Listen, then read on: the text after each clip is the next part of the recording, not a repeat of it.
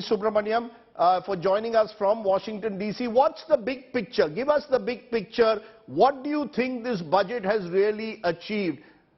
You know, we've heard the politicians giving their contrasting views, but what's the big message you think Nirmala Sitharaman has delivered today? Thank you very much, Rajdeep. I think for me, the key message is the continuity in two key areas. One, which is the public capital expenditures, and second, on the financial sector. If you would recall, the post-COVID budget, the FY 2021-22 budget was the one that had actually initiated action on both these areas. And this year's budget has indeed doubled down on both of these areas. Amidst possible temptation to have been populist, which has actually not been done. So if you look at the public capex, at 10 lakh crore, which is what the central government will be spending, together with the incentives through 50-year loans that have to be spent in either this year or the next year by states, which is about 3.7 lakh crores. Together, that's 4.5% of GDP. I think by far, both in rupee terms and percentage of GDP terms, this is the maximum. And these are focused on railways, where the outlay is significant. Also, the fiscal deficit, for the states, 0.5% has been made conditional on power sector reforms. Both of these are extremely critical for manufacturing. So what I see is a significant continuity, in the economic vision that was articulated post-COVID, and doubling down on that. At the same time, let me also add the financial sector. One of the spectacular successes of the COVID economic policy was the credit guarantee scheme that has been extended, additional 9,000 crores of guarantee money, which will actually encourage, 2 lakh crore of credit into the MSMEs. Do note here that this, the economic survey showed that credit to MSMEs has been increasing at 35% on average, over the last year. And this will accelerate that momentum. A fundamental, step that has been taken is the National Financial Information Registry. We had, proposed this idea in the 2019-20 economic survey in a chapter on the golden jubilee of bank nationalization. I think that's a fundamental area, because that will generate information and thereby enable better lending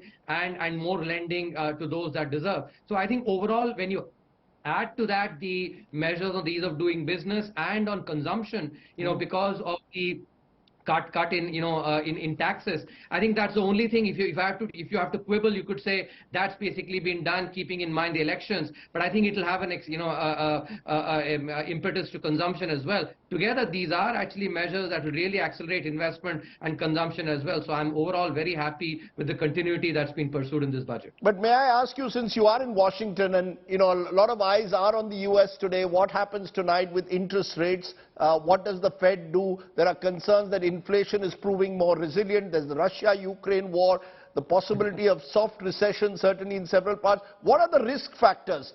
The government seems to be betting big that a virtuous cycle of growth and investment will be kick-started. But what are the risk factors in a year of the kind that we could face uncertainty ahead?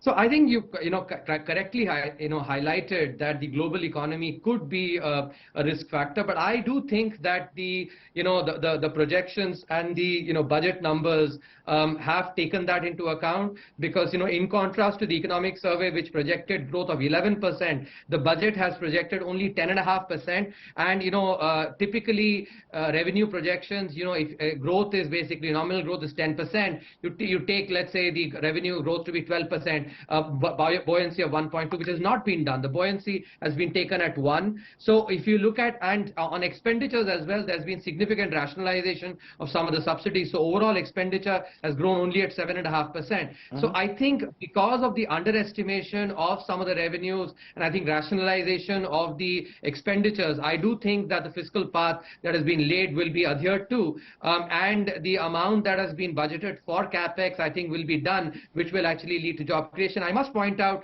because several critics actually asked this, has there been employment creation as a result of public capex? It has indeed been the case. The data from PLFS clearly shows, if you look at the just the COVID period 2018-19 versus 2020-21, about 66 lakh formal sector jobs have been created, and that is because of the impetus that's been given to to infrastructure. So I think what the budget has done is something that has already proved to be working. It has doubled down on it.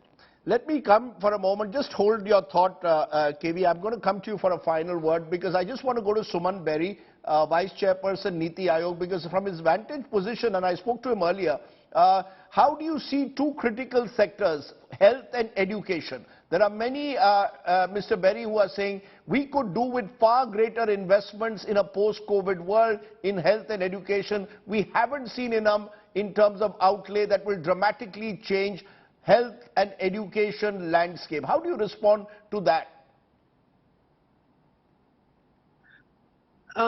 Look, I would have two quick responses, Rajdeep. One is outcomes, and while still recognizing that COVID casts a long shadow forward. But if you look at things like NFHS 5, the National Family Health Survey 5, at the multi-dimensional poverty index that is vetted by the UNDP based on NFHS 5, the long-term story is not a bad one. Now, there are certainly choices to be made, and the choice that this government has made, for reasons I can get into if we have the time, is that reassuring both domestic investors and markets by sticking on the fiscal glide path that has been announced and pre-announced, while continuing the thrust on infrastructure that is more likely to generate employment and jobs in the long run. And then we also come to the issue of how much of the responsibility for health and education is that of the center and how much of that is of the state. And it is the case that the states do have, despite their protestations, the capacity for local resource mobilization to an extent that they haven't really exercised. So my short answer is yes, in an ideal world where we don't have fiscal constraints and don't have to worry about credit ratings, yes. The gamble is that by continuing to be seen as a good credit risk and maintaining our investment grade, that actually opens up the door for much greater private investment, and that is a more assured route to creating jobs, which I totally agree with you, is it remains the core challenge for this government. So therefore, a final word from you, Mr. Subramanian. You and I love cricket. I started this program by saying that Nirmala Sitharaman, and I borrowed this from Pranjal Bhandari, the chief economist HSBC, who yesterday said that she wanted a budget where the finance minister batted like Rahul Dravid. Stable, safe, focusing on macroeconomic stability. Has she played like Rahul Dravid, or have there been a few Dhoni-like shots, especially with capital outlays? Rajdeep, I'll use an articulation that I had done before the 2021-22 budget. When I was asked, will Pujara or Pant come to bat, I'd said both Pujara and Pant will be in partnership. I have no hesitation in reiterating that this is, seems like another partnership of Pant and Pujara, or you could frame it as Rahul Dravid and Virendra Sehwag having a partnership. I think the fiscal consolidation part, the conservatism on that, I think is the Rahul Dravid part of the partnership. entrepreneurship. At the same time, the public capital expenditures and the emphasis on, on financial sector is the Virendra Sehwag or the Rishabh Pant part. Okay. So overall, I think, a very good job. Okay, let's leave it there. I appreciate fine voices joining us, giving us their perspectives. Thank you all so much for joining me.